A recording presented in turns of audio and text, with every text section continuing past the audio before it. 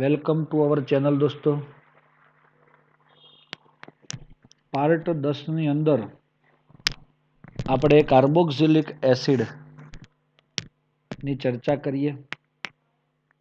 Last વિડીયોની અંદર carboxylic એસિડમાં આપણે કમ્પ્લીટ જોઈ લીધું છે અને હું માનું છું ત્યાર સુધી તમને આ એક સવાલ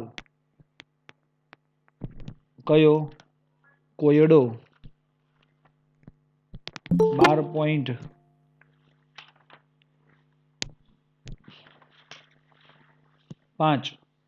આપેલો હતો, યાદ છે?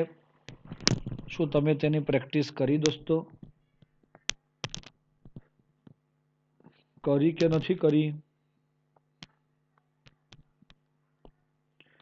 હું બતાવું તમને.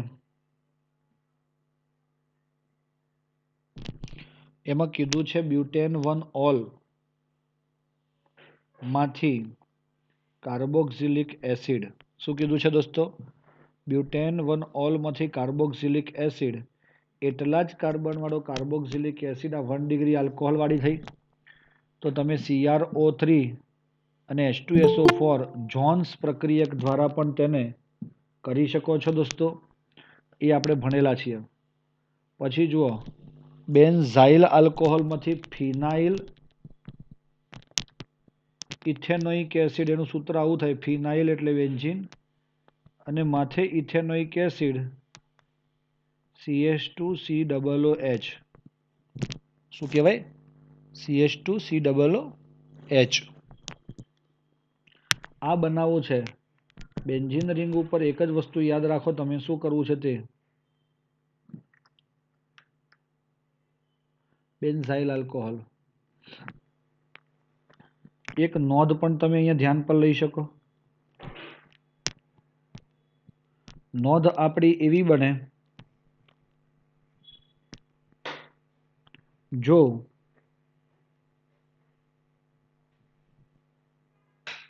એક કાર્બન વધુ હોય તેવો કાર્બોક્સિલિક એસિડ બનાવવો હોય તો એક KCN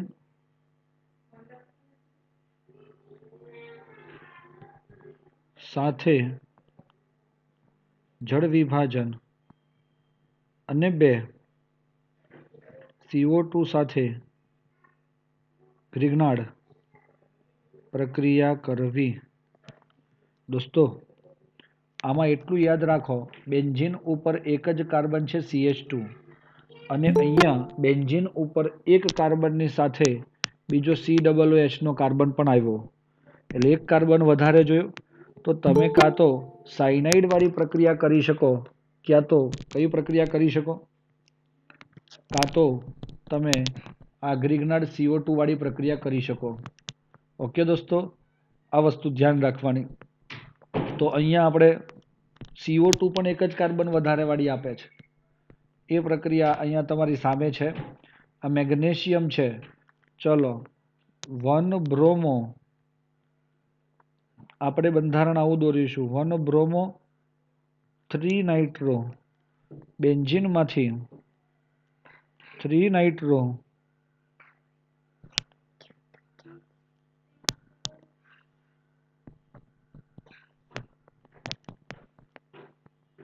બેન્ઝોઇક એસિડ. ઓકે, તો આ Br ની જગ્યાએ તમારે COOH લાવવું છે, એટલું વિચારો દોસ્તો. શું લાવવું છે? શું લાવવું છે મિત્રો? અવાજ સંભળાય છે? Br ના સ્થાને COOH લાવવું છે.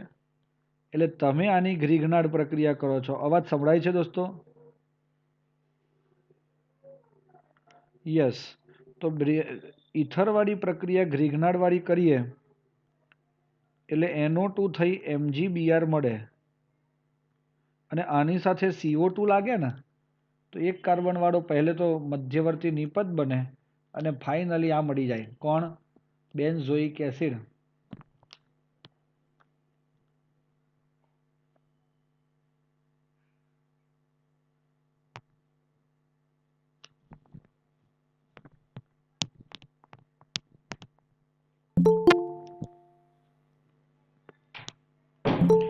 ચલો પછી આવે છે દોસ્તો આ તમારું 4 નંબરની પ્રક્રિયા 4 મિથાઇલ બેન્ઝીન રિંગ CH3 ચોથા ઉપર મિથાઇલ અને એસિટોફિનોન એટલે કે COCH3 એમાંથી બેન્ઝીન ઉપર 1,4 ડાઇકાર્બોક્સિલિક એસિડ હે આ બહુ બઢિયા રિએક્શન છે દોસ્તો તમે લોકો કરતા નથી મારે કરાવડાવવું પડે છે ને આપણો સિલેબસ પૂરો નથી થતો અને બાકી બધા પૂરો કરી કરીને આગળ જતા રહ્યા 4 મિથાઇલ ને એમાંથી તમને જોઈએ છે 1,4 ડાઇકાર્બોક્સિલિક એસિડ હે ને બેન્ઝીન 1,4 ડાઇકાર્બોક્સિલિક એસિડ તો કઈ નહીં દોસ્તો એક જ સ્ટેપ લાગે કે MnO4 વત્તા KOH કરો ને એટલે તમારો આ CH3 પણ COOH બને અને આ એસિટેટ પણ COOH બની જાય અને બીજા સ્ટેપમાં H3O પ્લસ કરો પરિવર્તન માંગ્યું હોય તો તમે 2 સ્ટેજ બતાવો સારામાં સારી બાબત કહેવાય એક જ સ્ટેપમાં બંને પૂરું ના કરાય એટલે પહેલા સ્ટેપમાં તમારો COOK અને બીજામાં કાર્બોક્સિલિક એસિડ બની જાય છે પછી ચોથું છે સાયક્લોહેક્ઝીન આમ બને છે આમ અને એનું KMnO4 સાથે પ્રક્રિયા કરવામાં આવે છે વત્તા KOH અને H3O પ્લસ ગરમી આપી તો શું નિપજ મળે દોસ્તો સાયક્લોહેક્ઝીન માંથી હેક્ઝેન ડાયોઇક એસિડ એટલે એ તમારું COOH CH2 CH2 CH2 CH2 CH2 1 2 3 4 5 6 COOH તો આ થાય છે તમારું હેક્ઝેન ડાયોઇક એસિડ અને એના માટે તમારો અહીંયાથી બંધ તૂટવો જોઈએ અને KMnO4 આનો બંધ તોડે તો બંને બાજુ અહીંયા COOH અને COOH બનાવે છે ઓકે દોસ્તો જેનું સામાન્ય નામ એડિપિક એસિડ પણ છે અને છેલ્લો તો ટોલેન્સ પ્રક્રિયા તમને ખબર છે લખાણ સંબંધિત પ્રશ્ન જે છે ને 12.7 આ જ રીતે કરવાનો છે દોસ્તો ઇથાઇલ બેન્ઝીન એમાંથી બેન્ઝોઇક એસિડ રકમમાં શું લખ્યું છે જુઓ નીચે દર્શાવેલા સંયોજનોને કેવી રીતે બેન્ઝોઇક એસિડના માં રૂપાંતરિત કરી શકાય ચલો આપણે આને વિચારવાનું છે આપણે મેં તો બહુ વિચાર્યું હવે તમારે વિચારવાનું એસિટોફિનોન COCH3 3 બ્રોમોબેન્ઝીન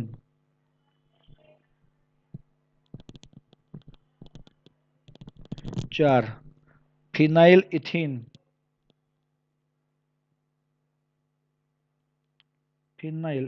એટલે ડબલ બોન્ડ એને સ્ટાયરીન પણ કહેવાય આ બધામાંથી તમારે શું બનાવવું છે બેન્ઝોઇક એસિડ તો શું કરવું પડે દોસ્તો આપણે હાલ ચર્ચા કર્યા ઉપર પ્રક્રિયા દેખાઈશ તમને મિથાઇલમાંથી COOH એ જ રીતે ઇથાઇલમાંથી COOH માટે KMnO4 KOH અને H3O પ્લસ ઉપર જે પ્રક્રિયા જોઈ છે તેમ પણ તમે જુઓ COCH3 માંથી COOH છે કે નથી તો એમાં પણ શું આવશે તમારું KMnO4 વત્તા KOH અને H3O પ્લસ અને બીઆર વાળી પ્રક્રિયા તો પછી KMnO4 વત્તા KOH અને H3O પ્લસ આ રીતે મળે છે આમાં પણ સેમ ટુ સેમ ભલે ડબલ બોન્ડ હોય પણ કહેવાય તો આલ્કાઇલ એના લીધે એનો પણ કાર્બોક્સિલિક એસિડ બને છે અને આ પ્રક્રિયામાં આપણે કરવી પડે ગ્રિગ્નાર્ડ CO2 સાથે જે હું ઈચ્છું છું કે તમે પૂર્ણ કરો તો તમને પણ આવડી જાય અને મને પણ આવડી જાય આ રીતે એ ટોપિકને ક્લિયર કરશો ઓકે હોય દોસ્તો, તો આપણે આગળ વધીએ.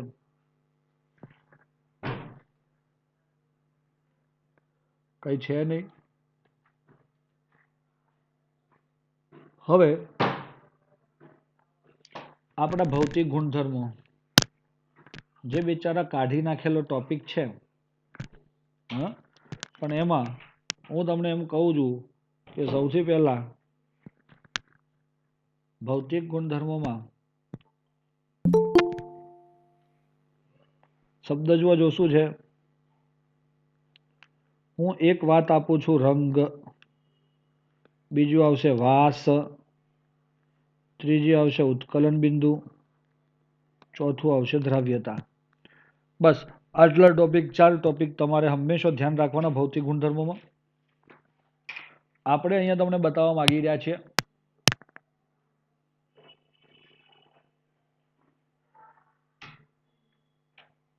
ચાલો જુઓ,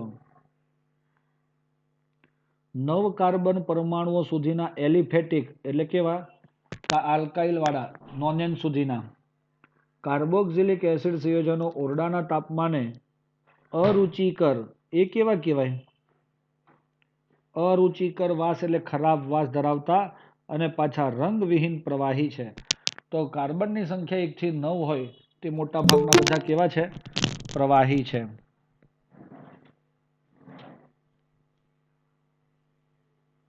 ચાલો ઓકે. ઉચ્ચ એસિડ સંયોજનો મીણ જેવા ઘન સ્વરૂપે જોવા મળે છે. નીચી બાષ્પશીલતાના કારણે વ્યવહારિક રીતે વાસવિહીન હોય છે. ભાઈ પછી એનાથી વધારે થાય ને એની વાસ હોતી નથી. એટલે રંગની વાત આવે તો રંગવિહીન છે બધા જ. વાસ આવે તો ખરાબ વાસ છે, પણ એનાથી મોટા આવે તો એને કોઈ ચોક્કસ વાસ આવતી નથી. એટલે વાસ અને એ બેની ચર્ચા આપણે આની અંદર કરી લીધી. ત્યારબાદ તમે જુઓ અહીંયા ઉત્કલન બિંદુની અંદર કહે છે કે કાર્બોક્સિલિક એસિડ એ ઉત્કલન બિંદુ સમાન આણ્વીય દળ ધરાવતા આલ્ડીહાઇડ અને કીટોન કરતા અને આલ્કોહોલ કરતા પણ વધારે છે. હવે આવું આપે ને ત્યારે તમારે શું કરવું પડે? એક ઓર્ડર લખવો પડે. RCOOH is greater than ROH is greater than RCOR is greater than RCHO is greater than ROR is greater than RH. બચ્ચાઓ આમાં કોણ કોણ છે આ બધા? RCOOH એટલે કોણ? Carboxylic acid. અચ્છા, તો આ કાર્બોક્સિલિક એસિડ સૌથી આગળ આવીને ઊભો રહી ગયો સાહેબ, એનું શું રીઝન? તો જુઓ અહીંયા હું તમને બતાવી રહ્યો છું, દેખાય છે તમને? કાર્બોક્સિલિકનો એક અણુ કાર્બોક્સિલિકના બીજા અણુ સાથે આ પ્રકારનું આકર્ષણ બળ ધરાવે છે. જુઓ દેખાય છે કે નહીં? આને હાઇડ્રોજન બંધ કહેવાય. અને આ હાઇડ્રોજન બંધના કારણે એ દ્વિઅણુ સ્વરૂપે જોવા મળે છે. દોસ્તો તમને ખબર ના હોય તો એ વાયુ અવસ્થામાં પણ દ્વિઅણુ છે. ઉપર દેખાય છે તમને? વાયુ અવસ્થામાં પણ દ્વિઅણુ. એટલે કે આમ તો પ્રવાહી છે, પણ તમે એને વિચારો કે બાષ્પ કરી દઉં તો 2 અણુ છૂટા પડી જાય, પણ ના, બાષ્પ અવસ્થામાં પણ એ બંને અણુ કયા સ્વરૂપે જોવા મળે છે? દ્વિઅણુ સ્વરૂપે જોવા મળે છે. દોસ્તો ખ્યાલ આવે છે આપણને? હા, અને એ પ્રબળ હાઇડ્રોજન બંધના કારણે, એટલે આપણે લખીએ છીએ તે પ્રબળ H બંધ અને દ્વિઅણુ છે, એના લીધે જ એનો ઉત્કલન બિંદુ સૌથી ઊંચા છે. અને ત્યારબાદ આલ્કોહોલના કેમ છે? તો એમાં માત્ર પ્રબળ H બંધ છે, એમાં દ્વિઅણુ નથી, એટલા કારણે એના થોડા ઓછા. અને આ બંનેમાં તો કોણ છે? દ્વિધ્રુવીય આકર્ષણ બળ છે. ઇથરમાં ધ્રુવીય અને આલ્કેન અધ્રુવીય. આ બધા કારણે દોસ્તો ઉત્કલન બિંદુનો આ ક્રમ કાર્બોક્સિલિક એસિડ માટેનો તમે ધ્યાન ઉપર લઈ શકશો. તમને ખબર પડી ગઈ દોસ્તો ઉત્કલન બિંદુ માટેનો ક્રમ આ ઇમ્પોર્ટન્ટ છે, નોંધવો જરૂરી છે. એમસીક્યુ થિયરીમાં નહીં. ચલો દ્રાવ્યતાવાળી વાત પણ એ પાણી સાથે હાઇડ્રોજન બંધ બનાવે છે. આથી તે સરળતાથી ઓગળી શકે છે. પાણી સાથે હાઇડ્રોજન બંધ કેવો હોય તો આ દેખાડ્યો છે ને અહીંયા. ચલો આ નીચે બતાવું છું. જુઓ R C double bond O OH. ચલો આ કાર્બોક્સિલિક એસિડ થયો.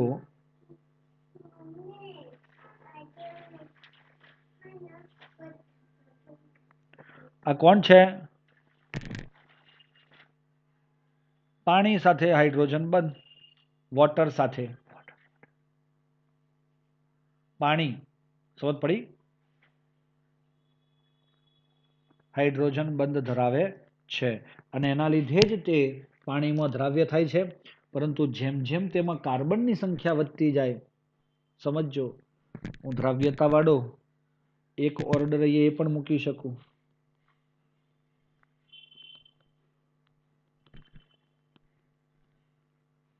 CH COOH is greater than CH3 COOH is greater than CH3 CH2 COOH. આ બધા માટે કોમન હોય છે દ્રાવ્યતા માટે. ઓકે. અને બીજી વાતમાં એવું પણ લખાય છે ત્યાં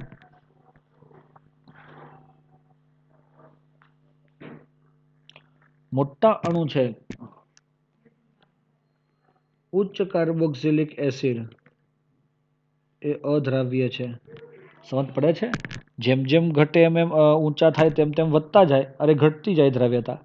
અને ઊંચા જે છે એ કેવા છે? યસ. અને એરોમેટિક બિચારા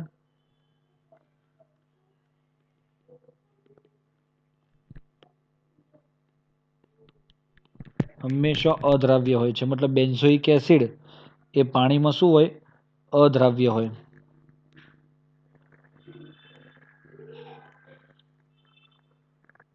પરંતુ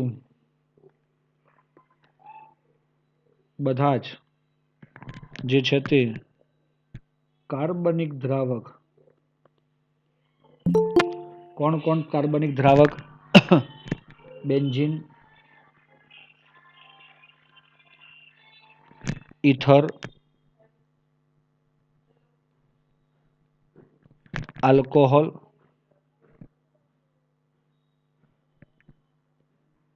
ક્લોરોફોર્મ વગેરેમાં દ્રાવ્ય છે. દોસ્તો આ બધા જે છે ને કાર્બનિક દ્રાવકો છે. જેમ પાણી આપણે દ્રાવક તરીકે વાપરીએ તે જ રીતે આ બધા પણ વપરાય છે. આથી તે કાર્બનિક દ્રાવકોમાં સારી રીતે ઓગળે છે. ઓકે બચ્ચાઓ, સમજ પડી આપણને?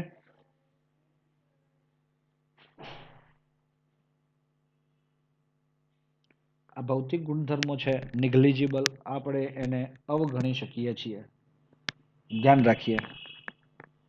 હવે આપણે રાસાયણિક ગુણધર્મો તરફ જઈ રહ્યા છીએ. કોના દોસ્તો? કાર્બોક્સિલિક એસિડના. સમજવા છે?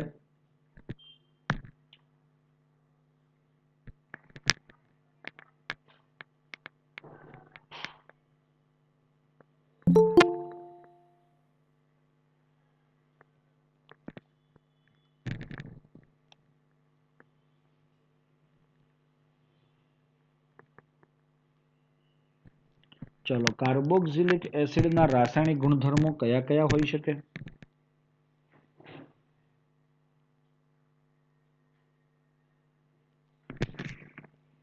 તો દોસ્તો સૌથી પહેલી વાત કે ભાઈ રાસાયણિક ગુણધર્મોની અંદર હું તમને બતાવી રહ્યો છું અહીંયા R C double bond O OH.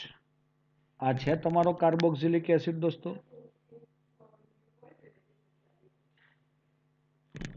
હા કે ના?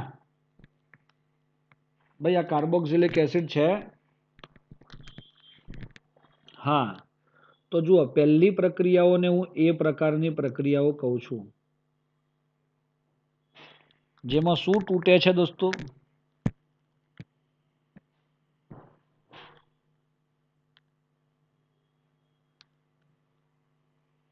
ચાલો જુઓ અહીંયા,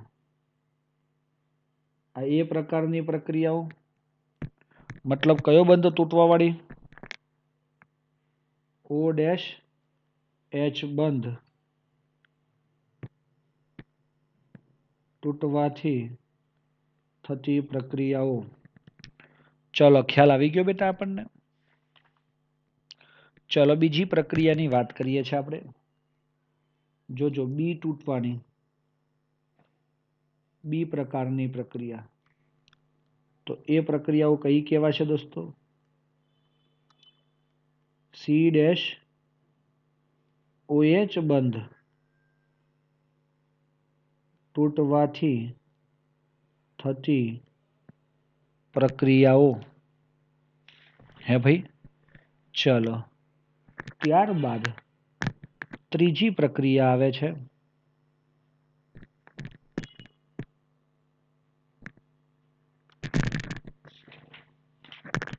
કે ભાઈ આ બંધ તૂટવાથી, આમ તો એ બંધ તૂટવાથી એવો શબ્દ નથી વપરાતો, C-COOH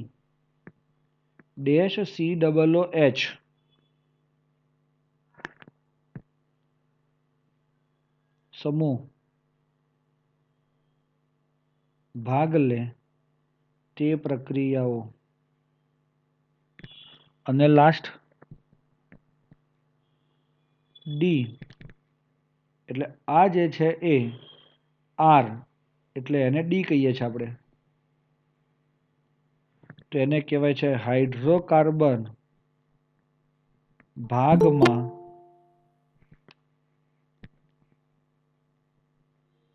થતી પ્રક્રિયાઓ. ક્યાં થાય છે એ પ્રક્રિયાઓ બધી? હાઇડ્રોકાર્બન ભાગમાં. મિત્રો આ તમારી આ 4 પ્રક્રિયાઓ પૂરી કરો એટલે ચેપ્ટર પૂરું. હજુ પણ હું તમને થોડીક વાતો સમજાવવા ઈચ્છું છું. જો તમે એમ કહેતા હોય કે OH બંધથી તૂટવાથી જે પ્રક્રિયાઓ થાય છે એ કઈ પ્રક્રિયાઓ છે, તો એને સમજવા માટે આપણે કહીએ છીએ કે એ 2 પ્રકારની વાત છે. એમાં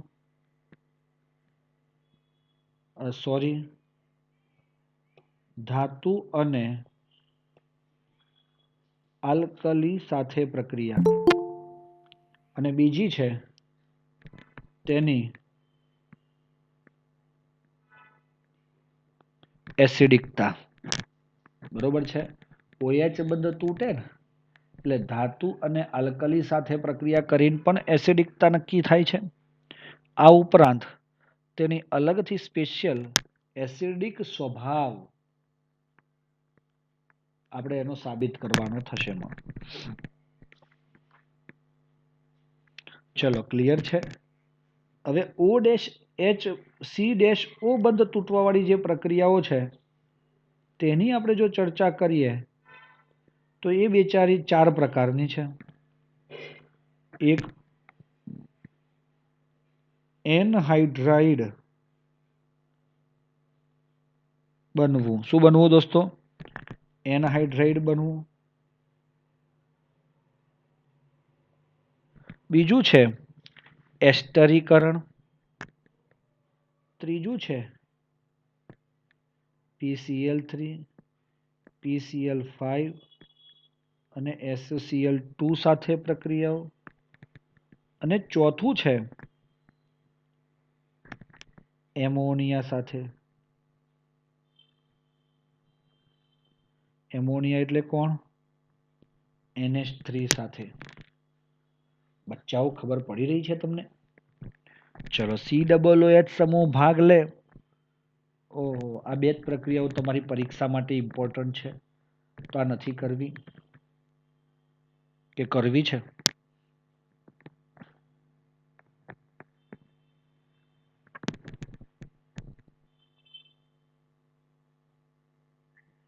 દોસ્તો એના 2 પાર્ટ પડે છે. જોઈ જ લેવા એટલે સુધી આવ્યા છે તો. એક છે રિડક્શન અને બીજું છે ડીકાર્બોક્સિલેશન. રિડક્શન અને ડીકાર્બોક્સિલેશન. ઓકે દોસ્તો, હવે હાઇડ્રોકાર્બન ભાગમાં થતી જે પ્રક્રિયા છે એમાં બે પ્રકારની છે પાછી. એક છે હેલોજિનેશન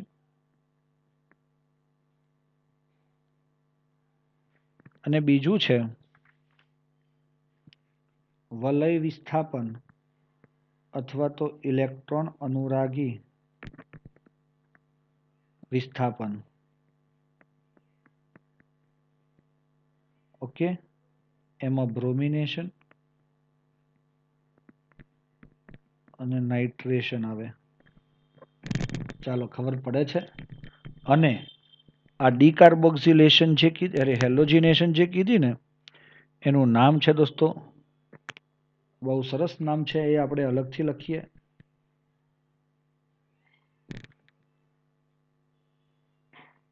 હેલ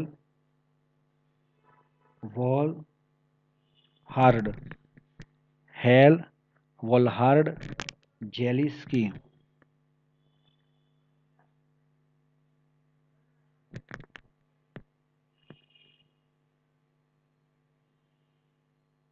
દોસ્તો, આ છે આપણું હેલોજિનેશન અને ડીકાર્બોક્સિલેશનમાં આવે છે કોલ્બે વિદ્યુત વિભાજન. કોલ્બે વિદ્યુત વિભાજન. ચાલો, ક્લિયર થઈ જાય છે. આ સ્પેશિયલ વર્ડ્સ છે. આ બે વર્ડ્સ બહુ અગત્યના છે દોસ્તો, પરંતુ તમારા નસીબ નથી કે આ પૂછાય. બાકી આ બંને પ્રક્રિયાઓ જેને હાઇલાઇટ કરી છે તે ખૂબ અગત્યની પ્રક્રિયાઓ હતી, પરંતુ MCQ માટે ખાસ પૂછાતી હતી, એટલે તમારે એ વાતને ધ્યાન ઉપર લેવાનું રહેશે. ચલો આગળ વધીએ. ઓકે દોસ્તો, સ્ટાર્ટ કરીએ પ્રક્રિયાઓ.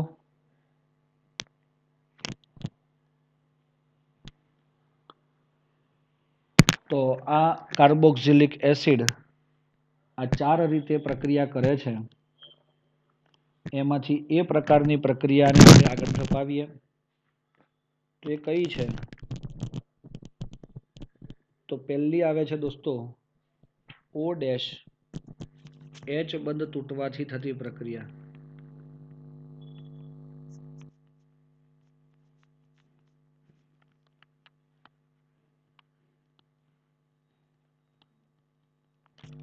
ચલો ઓકે, જો O ડેશ H બંધ તૂટવાની જે પ્રક્રિયા થતી હોય તો એમાં પહેલી આપણે જોઈ છે ધાતુ અને આલ્કલી સાથે.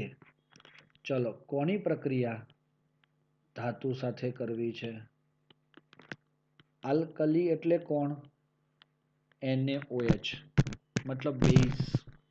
આલ્કલી એટલે બેઝ, અથવા તો NaHCO3 પણ આલ્કલી તરીકે ઓળખી શકાય. હવે મિત્રો, હું તમને એવું પૂછું છું કે આપણી પાસે કોઈ પણ કાર્બોક્સિલિક એસિડ હોય, આપણે એની સોડિયમ ધાતુ સાથે પ્રક્રિયા કરીએ તો સ્વાભાવિક છે કે આ બધા તૂટે, આ પ્લસ અને આ માઇનસ બને, અને આમાં Na પ્લસ અને ઇલેક્ટ્રોન માઇનસ બને.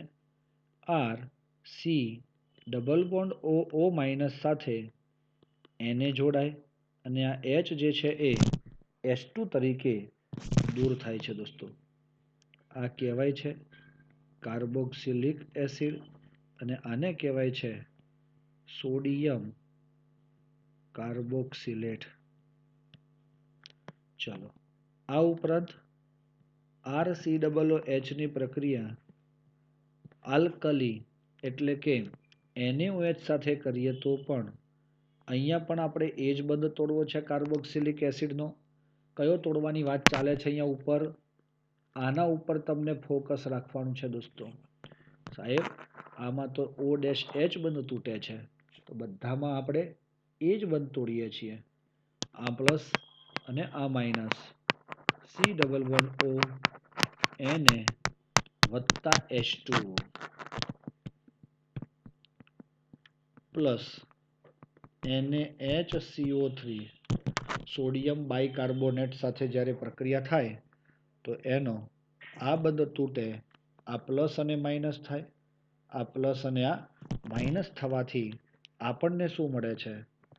R C11O minus Na plus H plus અને HCO3 માઇનસ તો H2O વત્તા CO2 જે કદાચ તમને યાદ હોય. શું યાદ છે? આ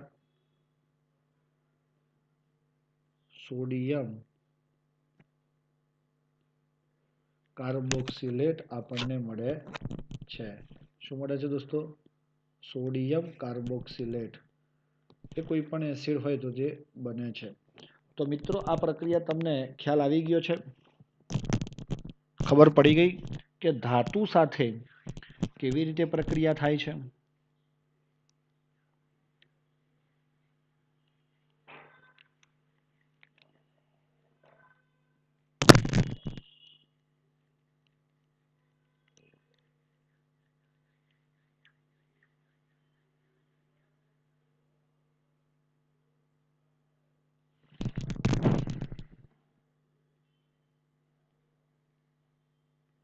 જે કાર્બોક્સિલિક એસિડ અને ફિનોલની હાજરીની પરખ કરી શકાય છે. આ MCQ. સાહેબ આ શું કહેવા શું માંગો છો? તમે ફિનોલની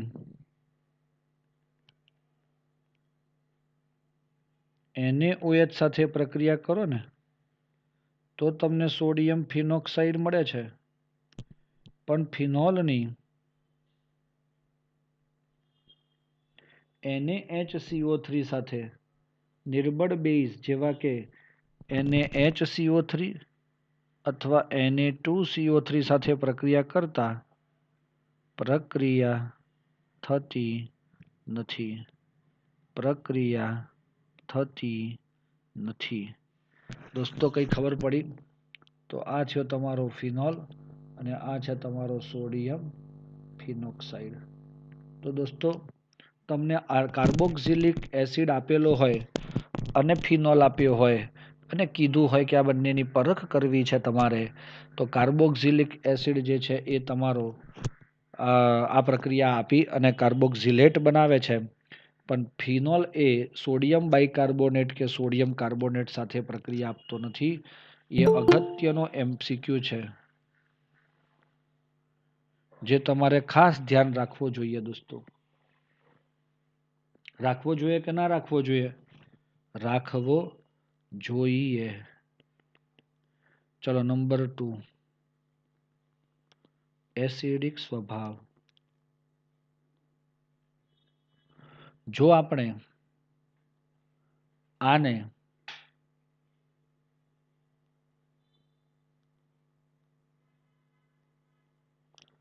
એસિડિક સ્વભાવ સમજવો હોય કોનો? કાર્બોક્સિલિક એસિડનો.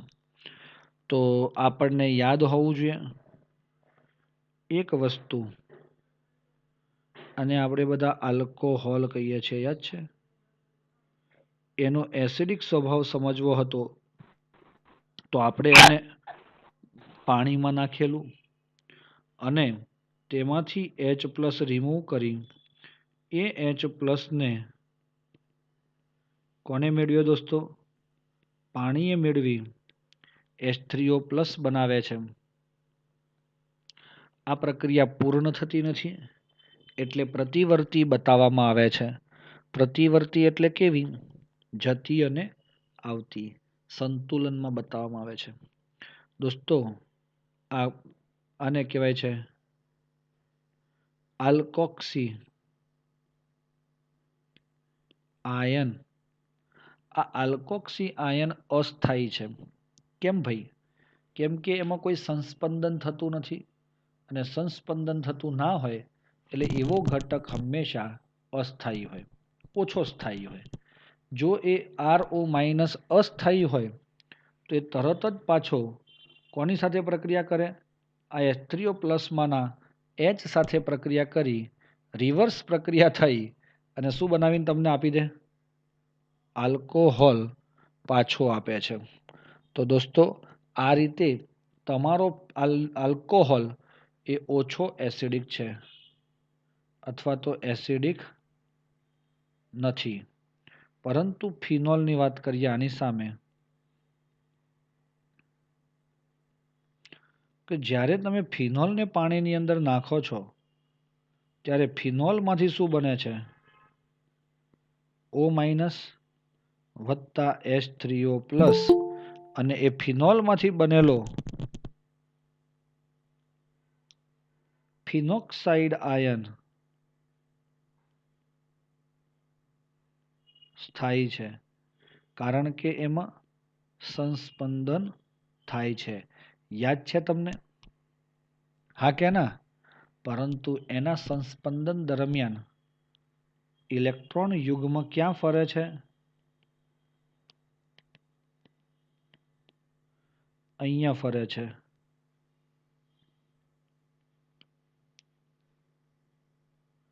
યાદ છે? મતલબ કાર્બન ઉપર ફરે છે.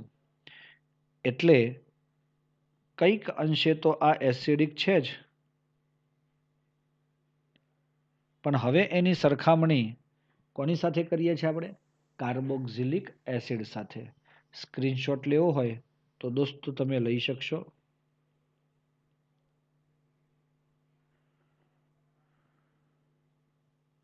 ચલો ઓકે. હવે આપણે શું કરીએ છીએ સાહેબ? કંઈ નહીં, કાર્બોક્સિલિક એસિડ લઈએ, એને પાણીમાં નાખી જોઈએ. શું થાય છે જોઈએ તો ખરા. તો બને છે R double bond O minus વત્તા H3O પ્લસ. આ પણ સંપૂર્ણ આયનીકરણ થતું નથી, એટલે નિર્બળ એસિડ તરીકે ઓળખવામાં આવે છે. પરંતુ હવે આ જે છે એ કેવો છે તો હું તમને બતાવું ને. R C double bond O minus, એનું સંસ્પંદન થવા માટે આ ઓક્સિજન પોતાનું ઇલેક્ટ્રોન યુગ્મ કાર્બનને આપે, એટલે કાર્બન આ ડબલ બોન્ડમાંના ઇલેક્ટ્રોનનું યુગ્મ એ ક્યાં લઈ જાય? ઓક્સિજન ઉપર લઈ જાય છે.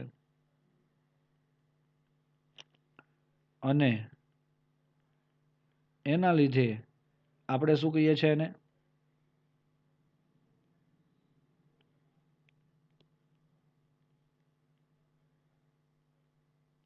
આ પ્રકારે સંસ્પંદન બંધારણ કરી શકીએ છીએ. આ ઇલેક્ટ્રોન યુગ્મ પાછો અહીંયા આવે તો આ એના માથે ચડે. તો આવા સંસ્પંદન બંધારણો આપણને જોવા મળે છે. ઇલેક્ટ્રોન યુગ્મ સંસ્પંદન બંધારણ દરમિયાન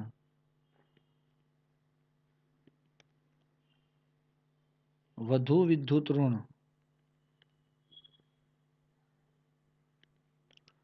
O પરમાણુ પર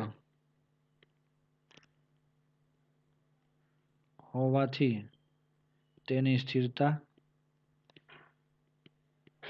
ફિનોલ કરતા વધુ છે. આથી એસિડિક સ્વભાવ carboxylic acid is greater than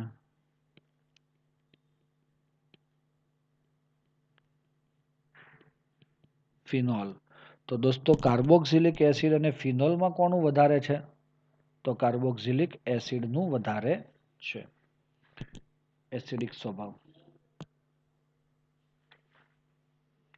અગર બચ્ચાઓને ખબર પડી હોય તો આપણે થોડા આગળ વધીએ. હવે તમે ઉપર જે પ્રક્રિયા કરી એને જો તમે લખો RCOO માઇનસ અને H3O પ્લસ, શું આમ લખાય? આ ઉપર પહેલી પ્રક્રિયા જે દેખાય છે ને તમને, આ એ જ પ્રક્રિયા મેં લખી છે દોસ્તો. તમને ડાઉટ હોય તો પૂછો અને ન હોય તો ઓકે લખો.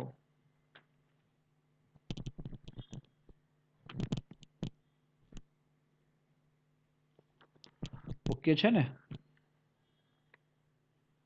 તો એનું રીઝન જે હોય તે. હવે આ તો થયો નિર્બળ એસિડનો સંતુલન. તો KEQ સંતુલન અચળાંક બરાબર નિપજની સાંદ્રતાઓ નો ગુણાકાર ભાગ્યા પ્રક્રિયકની સાંદ્રતાઓ નો ગુણાકાર. પરંતુ પ્રક્રિયકમાં પાણી જે છે લિક્વિડ હોવાથી તેની સાંદ્રતા એ તેની ઘનતા છે અને તે અચળ છે. આથી તેને KEQ સાથે ગુણી નવો અચળાંક Ka મૂકતા RCOO minus into H3O plus upon RCOOH. તો દોસ્તો તમને ખ્યાલ આવી ગયો હશે. આ સૂત્ર પરથી આપણે એક તારણ તો એવું કાઢી શકીએ છીએ. કેવું તારણ કાઢી શકીએ કે Ka અને H3O પ્લસનું જે મૂલ્ય છે એ કેવું મળે છે આપણને?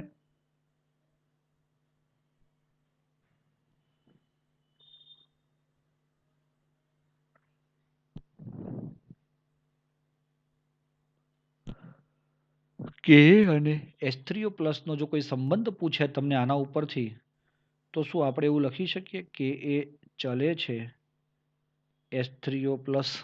લખાય આવું? જો Ka નું મૂલ્ય વધારે હોય તો H3O પ્લસ વધે. અથવા તો સૂત્રમાં જુઓ કે H3O પ્લસ અંશમાં છે અને Ka પણ અંશમાં છે. તો બંને એ એકબીજાના સમપ્રમાણમાં થશે. અને તમે તમામ બાળકો જાણો છો કે જો એ પ્રપોર્શનલ હોય ને H3O પ્લસ વધારે હોય તો એસિડિક પ્રબળતા પણ વધારે હોય. આ લખ્યું એનો કોઈ ડાઉટ છે દોસ્તો? તમારો MCQ આના બેઝ પર પણ આવવાની શક્યતાઓ બહુ જ વધારે છે. ત્યારબાદ ચલે છે 1/pKa લખી શકાય. pKa સાહેબ pKa નવું આવ્યું પાછું. pKa બરાબર -log10 Ka. આ સૂત્ર તમે ભણ્યા છો એ વખતે. આથી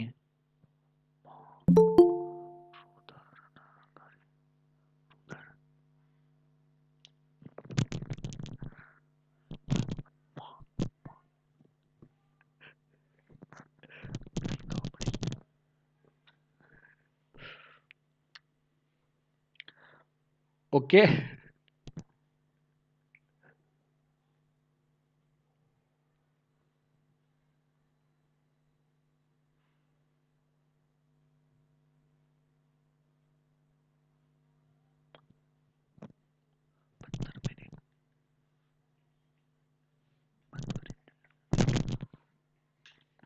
દોસ્તો સમજ પડી?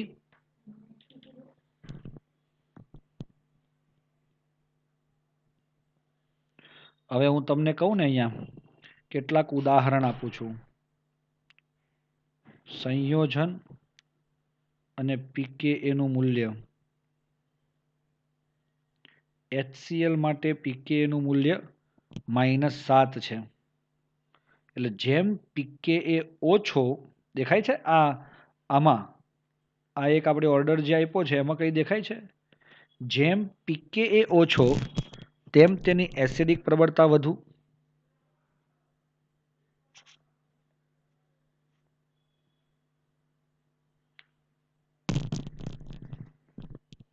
સંયોજન HCl માટે આટલી વેલ્યુ છે. પછી એક બીજું પૂછું છું હું તમને, જોજો દોસ્તો. CF3COOH CF3COOH માટે તેનું મૂલ્ય કેવું છે દોસ્તો?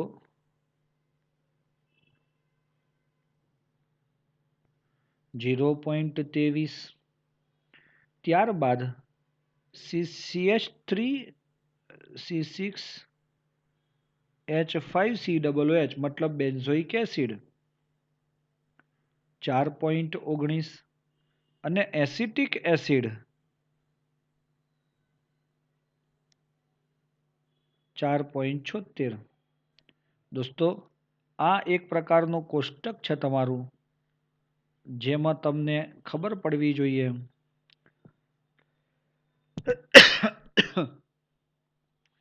HCl નું મૂલ્ય સૌથી ઓછું એ પ્રબળ એસિડ થયું. હવે તમારો CF3COOH એટલે પેલા હાઇડ્રોજન ને ત્રણેય હાઇડ્રોજનનું વિસ્થાપન થઈ ગયું અને ત્યાં COOH આવ્યો એટલે આને શું કહેવાય છે દોસ્તો? આપણું વધારે આ પણ એક સારો એવો પ્રબળ જ કહેવાય. કેમ? કારણ કે એમાં શું થયું છે, CF એટલે ત્યાં એક સમૂહ છે, એની વાત પછી હું તમને કરું છું, પણ આ ટોપિક તમે ધ્યાન પર લેશો દોસ્તો. બેન્ઝોઇક એસિડ અને એસિટિક એસિડ છેલ્લા બે, આ બધામાં જો કોઈ તમને પૂછે ક્રમ, તો તમે શું ક્રમ કહેશો? તો કાંઈ નહીં સાહેબ, HCl is greater than CF3, COOH is greater than C6H5COOH is greater than CH3COOH. તો દોસ્તો આનાથી જ આપણને એ ખબર પડશે, હા કે ના, કે જેમાં HCl એ સૌથી પ્રબળ એસિડ થશે. CF3COOH આપણને મળે છે.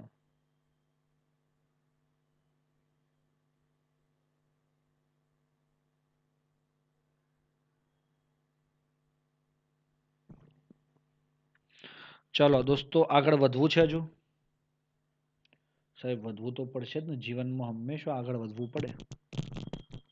આ હજુ એસિડિક સ્વભાવ જ ચાલે જાય છે, કંઈ કરતા નથી આપણે. એસિડિક સ્વભાવમાં બધી જ બાબતોની ચર્ચા ઓલરેડી તમે 11મા ધોરણમાં ભણી ગયા છો, હે ને?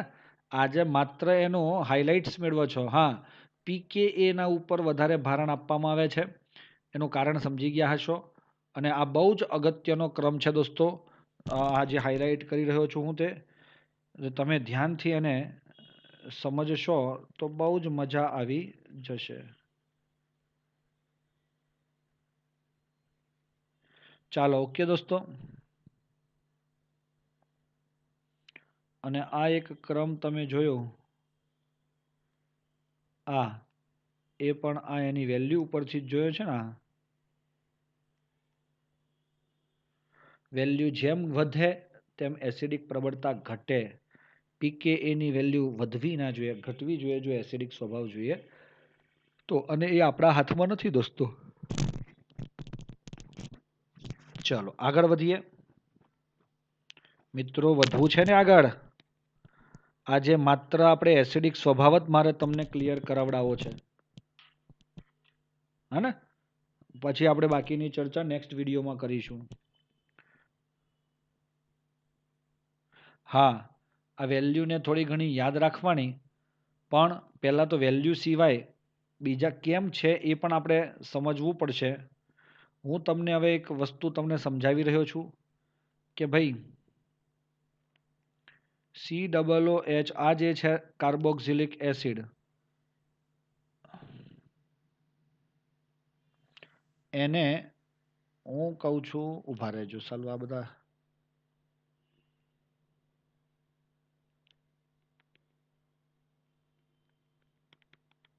હવે જે ટોપિક આવે છે ખાસ MCQમાં આવવાવાળો છે.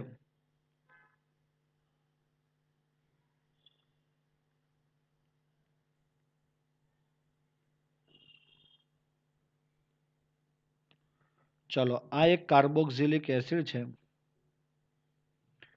આપણને ખબર નથી કે કાર્બોક્સિલિક એસિડ કોની સાથે જોડાયો છે. COOH સમૂહ કોની સાથે જોડાયો છે એ આપણને ખબર નથી. તો આપણે બે ઓપ્શન વિચારી શકીએ છીએ. કે ત્યાં તમારો એ કાર્બોક્સિલિક એસિડ એ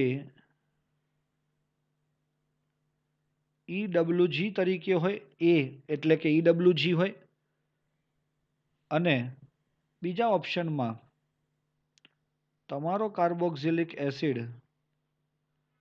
એ EDG તરીકે હોય. EWG અને EDG છે શું? તો હું અંગ્રેજીમાં લખું છું દોસ્તો, ઇલેક્ટ્રોન વિથડ્રોઈંગ ગ્રુપ, જેને કહેવાય છે ઇલેક્ટ્રોન આકર્ષક સમૂહ. અને આ કોણ છે? ઇલેક્ટ્રોન ડોનેટિંગ ગ્રુપ, ઇલેક્ટ્રોન દાતા સમૂહ. કયો સમૂહ દોસ્તો? ઇલેક્ટ્રોન દાતા.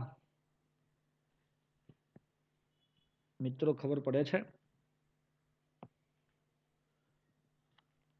મતલબ શું થયો? ચલો, ઇલેક્ટ્રોન વિથડ્રોઈંગ ગ્રુપ કયા છે? NO2, CN, F, Cl, Br, I, PH. તો સૌથી પ્રબળ અગર હોય, અને એક એ પણ છે CF3 સૌથી પ્રબળ, તો એ CF3 છે. જો કોઈ તમને ક્રમ પૂછે તો શું લખશો? ઇલેક્ટ્રોન આકર્ષક તરીકેની સૌથી વધુ વૃત્તિ CF3 is greater than NO2 is greater than CN is greater than F, Cl, Br, I, PH. PH એટલે કોણ? ફિનાઇલ. સમજ પડે છે? આ બધા સમૂહો ઇલેક્ટ્રોન આકર્ષક તરીકે વર્તે છે. અને ઇલેક્ટ્રોન દાતા એટલે કોણ? CH3, CH2, CH3, CH, CH3 twice, C, CH3 thrice, OCH3. ખબર પડે છે? તો આ બધા શું કહેવાય? ઇલેક્ટ્રોન દાતા સમૂહ. એટલે આ આલ્કાઇલ સમૂહ જે છે એ ઇલેક્ટ્રોન દાતા સમૂહ છે. પહેલી વસ્તુ. હવે હું તમને એમ પૂછું છું, જોજો.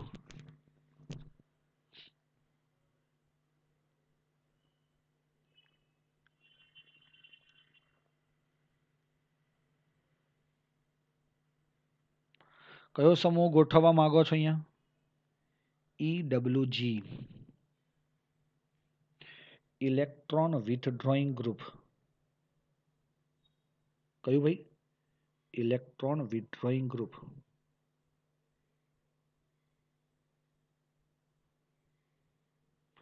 ઓકે, મતલબ ઇલેક્ટ્રોન આકર્ષક સમૂહ. એ ક્યાંથી ઇલેક્ટ્રોન આકર્ષે દોસ્તો? જોજો, બહુ અગત્યની વાત. આ ડબલ્યુ આવ્યો એટલે આમાંથી કોઈ એક આવ્યો એમ કહો ને, સમજો ને. તો એની વૃત્તિ ઇલેક્ટ્રોન આકર્ષવાની છે. એટલે એ કોની પાસેથી આકર્ષે દોસ્તો? સાહેબ, એ કાર્બન પાસેથી આકર્ષે. એ કાર્બન કોની પાસેથી આકર્ષે? ઓક્સિજન પાસેથી. અને એ ઓક્સિજન કોની પાસેથી આકર્ષે? એ માઇનસ ડેલ્ટા અને પ્લસ ડેલ્ટા તો હતો જ, ધ્રુવીય તો છે જ. એ આ બંધમાંના ઇલેક્ટ્રોનને પોતાની તરફ આકર્ષે. અને એ આકર્ષે એટલે આ બંધની ધ્રુવીયતા વધે. પ્લસ ડેલ્ટા અને માઇનસ ડેલ્ટા ખૂબ વધે. એટલે આ એચ સરળતાથી દૂર થાય. સરળતાથી દૂર થાય.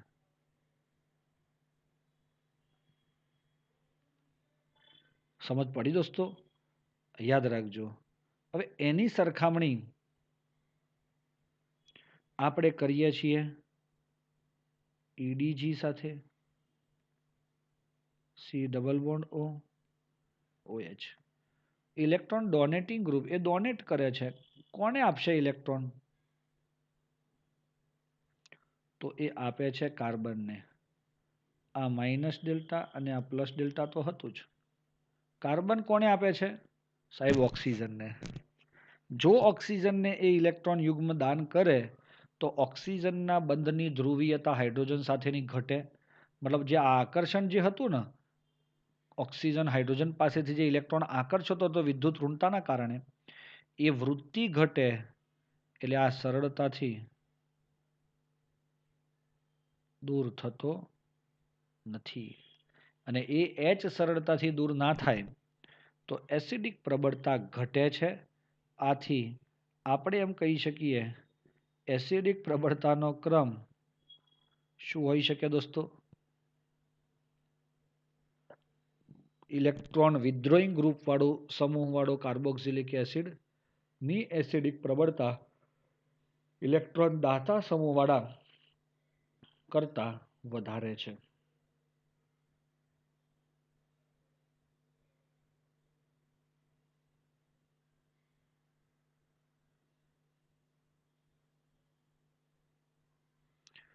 ओके बच्चा लोग,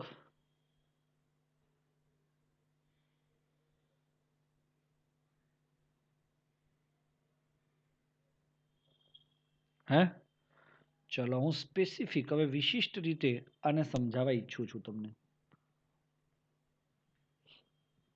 ચલો જુઓ અહીંયા, ક્રમ તમારા દિમાગમાં ફિટ થઈ ગયો હોવો જોઈએ.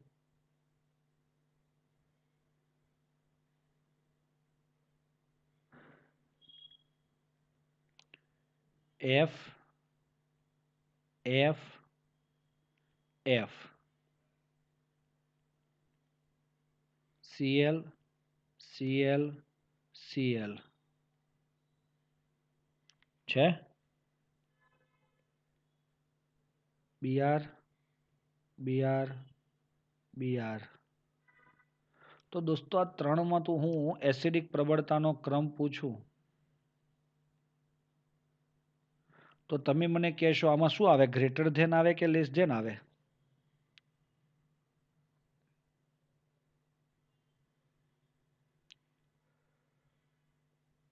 ફ્લોરિન, ક્લોરિન અને બ્રોમિન છે. ઇલેક્ટ્રોન આકર્ષવાનો જે વૃત્તિ છે એ તો તમને અહીંયા દેખાય છે. જુઓ, fluorine is greater than chlorine જ છે ને? હા દોસ્તો, તો આપણે એમ કહી શકીએ બરોબર છે, ગ્રેટર ધેન. અને એના લીધે આપણો આ ક્રમ બિલકુલ સાચો બને. એનું કારણ શું છે દોસ્તો? કેમ કે ત્યાં આપણને શું દેખાય છે? એફ.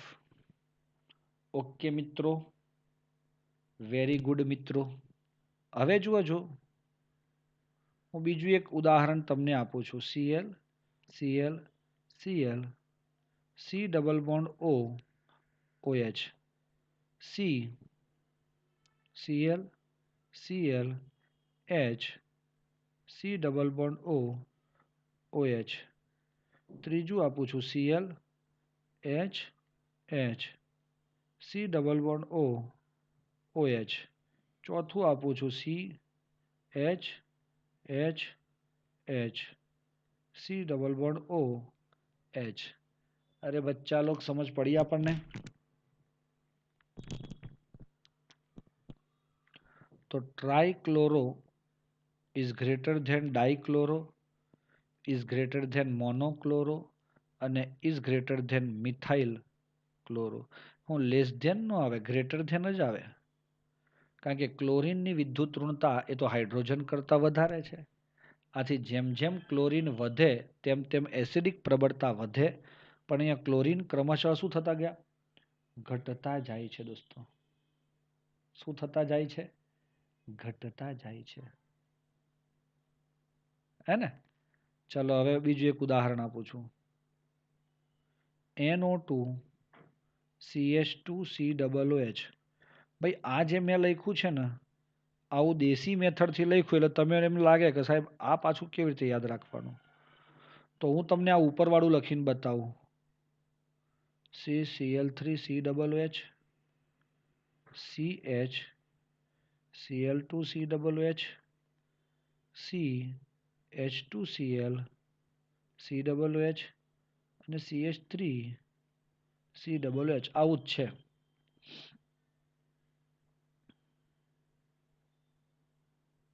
હવે આમાં હું તમને બતાવવા ઈચ્છું છું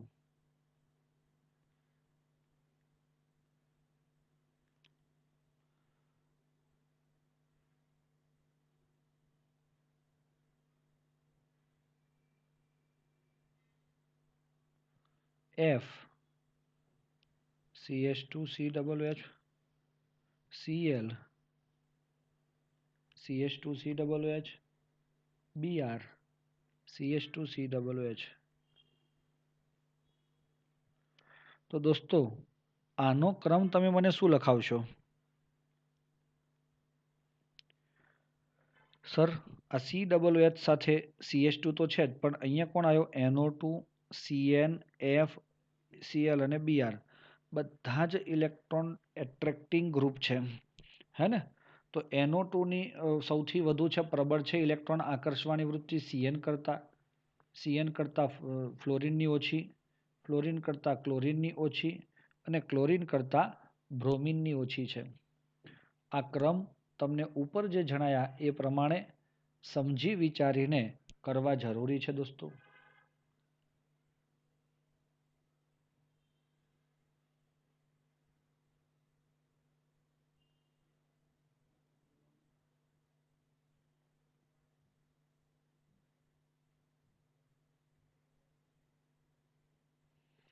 ચલો બીજી વાત, C H H H C double bond OH C CH3 H H C double bond OH CH3C CH3H C double bond OH CH3 C CH3 અને CH3 C double bond OH.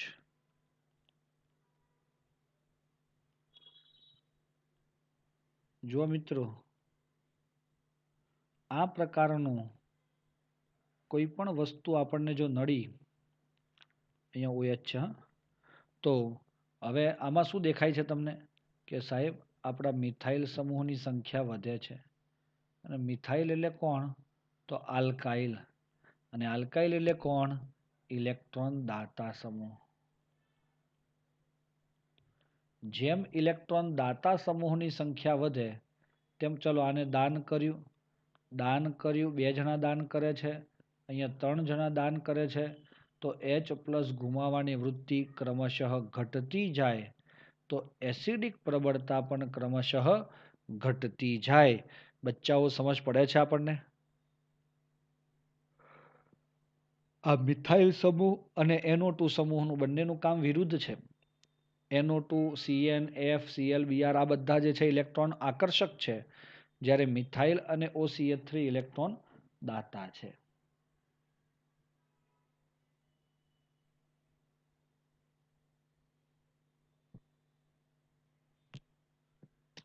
ચલો ખબર પડી દોસ્તો? ત્યારબાદ એક ઉદાહરણ હું તમને આપું છું.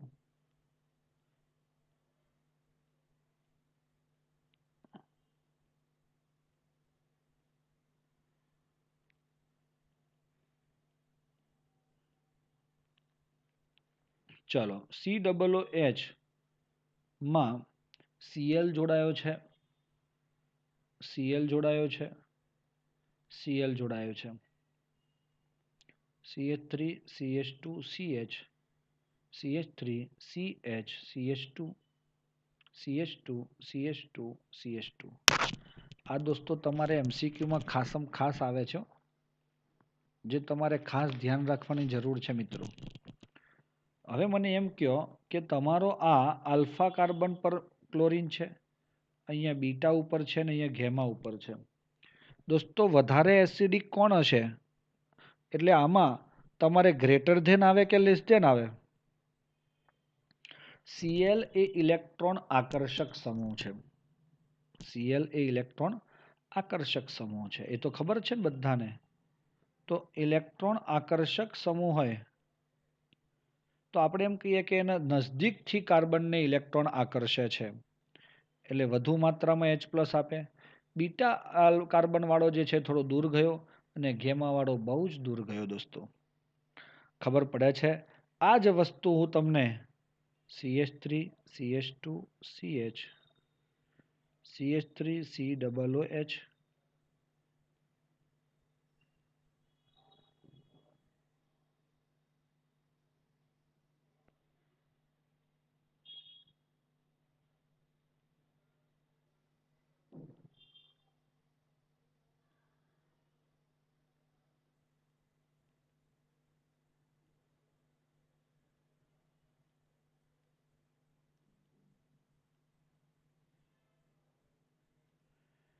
ચલો આ પ્રકારે આપણે એમ કહી શકીએ છીએ કે આ મિથાઇલ જે સમૂહ છે એ તો ઇલેક્ટ્રોન દાતા છે. જેટલો ઇલેક્ટ્રોન દાતા સમૂહ નજદીક જોડાય એટલો આ H ગુમાવવાની વૃત્તિ ઘટે. આથી આપણે શું કહી શકીએ? એસિડિક પ્રબળતાનો જે ક્રમ છે એ આપણો આના માટે લેસ ધેન તરફ જાય.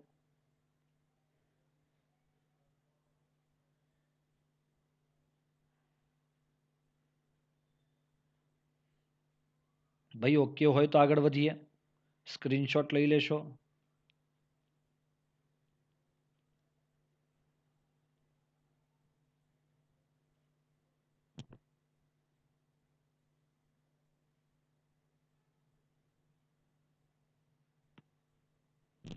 ચાલો હવે નેક્સ્ટની અંદર પણ હજુ આપણી પાસે કંઈ પૂરું નથી થઈ ગયું. બેન્ઝીન રિંગ ઉપર COOH, બેન્ઝીન રિંગ ઉપર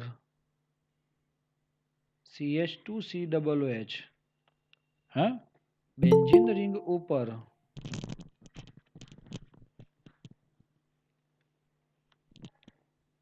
સમજો, બેન્ઝીન રિંગ ઉપર આ, બેન્ઝીન રિંગ ઉપર આ CH3COOH અને લાસ્ટમાં CH2COOH. એક આવો ક્રમ તમારી સામે આવીને ઊભો છે. શું કરશો દોસ્તો?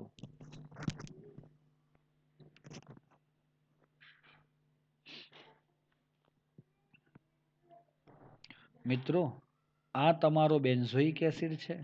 આને ફિનાઇલ એસિટિક એસિડ કહેવાય. આ એસિટિક એસિડ છે અને આ મિથાઇલ એસિટિક એટલે કે પ્રોપેનોઇક એસિડ છે. હવે જો તમારો આ બેન્ઝોઇક એસિડ હોય તો એ તો બેન્ઝીન સાથે છે એટલે કમ્પ્લીટલી ઇલેક્ટ્રોન આકર્ષક સમૂહ છે. હા કે ના? આમાં શું થયું કે તમારો એસિટિક એસિડ તો હતો જ. આ આવું છે જુઓ. H H H H H CH3 COOH H H COOH અને બેન્ઝીન રિંગ અને આ તો પોતે જ COOH બેન્ઝીન રિંગ. આ તો સૌથી વધારે છે જ, એ તો બધાને ખબર છે. પરંતુ આ જોયું તમે? આ તમારા કાર્બન સાથે આ H H અને H પૈકી એક H નું વિસ્થાપન ફિનાઇલ દ્વારા થયું, જે ઇલેક્ટ્રોન આકર્ષક સમૂહ છે. આથી એસિડિક પ્રબળતા વધી. પરંતુ આ એક હાઇડ્રોજનનું વિસ્થાપન અહીંયા કોના દ્વારા થયું? મિથાઇલ દ્વારા. એટલે એ તો ઇલેક્ટ્રોન દાતા છે. આથી એસિડિક પ્રબળતા એની સૌથી ઓછી. ઇલેક્ટ્રોન આકર્ષક સમૂહ. ઉભા રહેજો હા. નોંધ. ઇલેક્ટ્રોન આકર્ષક સમૂહ જોડાય તો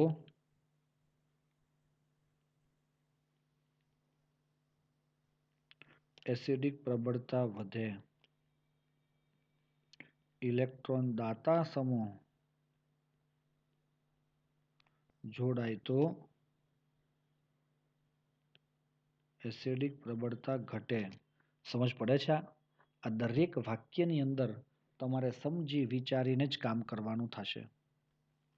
ચલો આગળ જોઈએ. હવે દોસ્તો 5 મિનિટ લાગશે. COOH છે OCH3, COOH છે અને અહીંયા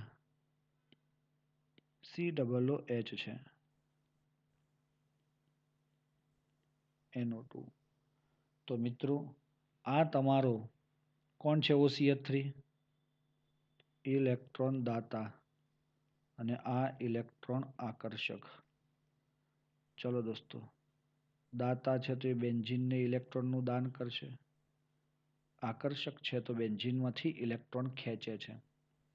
જો દાતા જોડાય તો આ H ગુમાવવાની વૃત્તિ ઘટી જાય. આ વાક્ય લખ્યું છે ને આપણે, એના આધારે સૌથી ઓછી અગર એસિડિક પ્રબળતા હોય તો OCH3ની. આની પાસે કોઈ દાતા કે આકર્ષક નથી વચ્ચેવાળા પાસે, એટલે એની પ્રબળતા, એસિડિક પ્રબળતા બંનેની વચ્ચેની હોય અને આકર્ષક હોવાથી એની પ્રબળતા સૌથી વધારે હોય છે.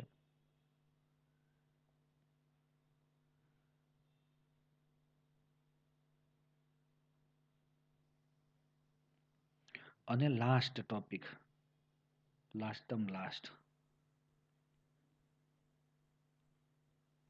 કાર્બોક્સિલ સમૂહ સાથે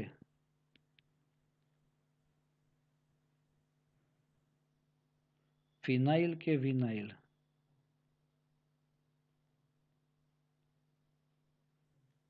સમૂહ સીધા જ જોડાયા હોય તો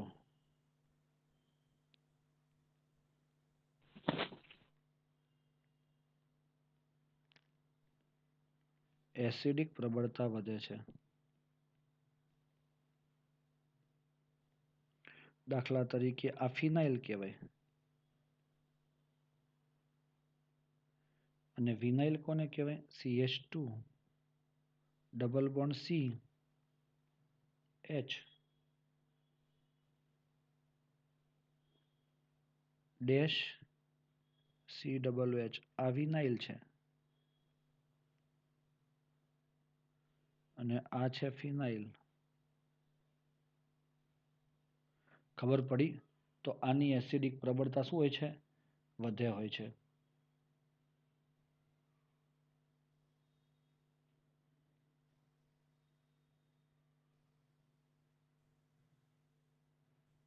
એનું કારણ પણ એક છે કે ભાઈ આ કાર્બોક્સિલિક એસિડ સમૂહ જે કાર્બન સાથે જોડાયો છે એ કાર્બનનું સંકરણ કેવું છે? sp2 હોય તો એ વધુ વિદ્યુત ઋણ બને અને વધુ વિદ્યુત ઋણ બને તો એની એસિડિક પ્રબળતા પણ શું થતી જાય છે? વધતી જાય છે દોસ્તો. ઓકે છે મિત્રો? સમજ પડી આપણને? એસિડિક પ્રબળતા માટે વિનાઇલ અને ફિનાઇલ આ બે, માત્ર આ ટોપિકને MCQ બેઝ તમે પાકો કરશો. Only MCQ. બહુ જ અગત્યનો ટોપિક છે. એક MCQ ફરજિયાત દરેક પરીક્ષામાં આવે છે. ઓકે, તો મિત્રો થેન્ક યુ દોસ્તો.